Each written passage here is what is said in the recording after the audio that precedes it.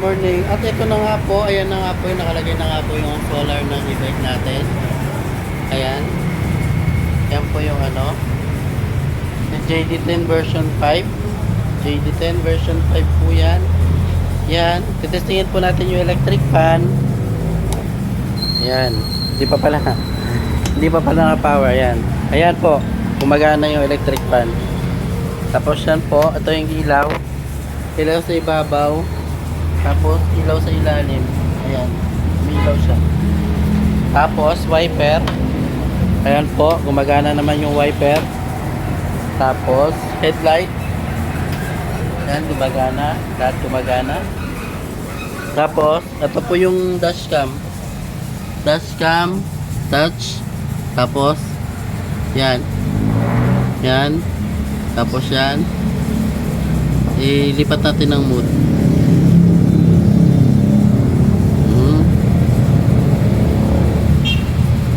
Kalahati.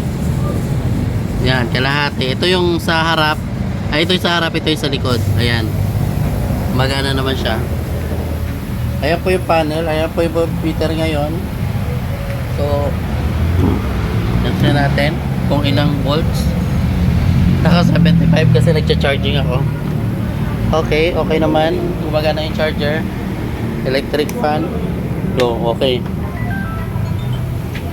Tapos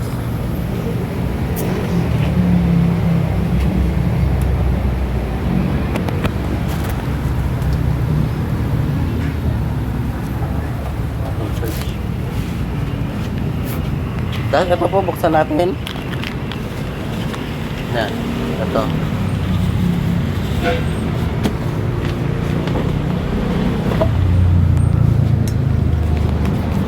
Yan po, yung likod. Tapos, buksan natin to.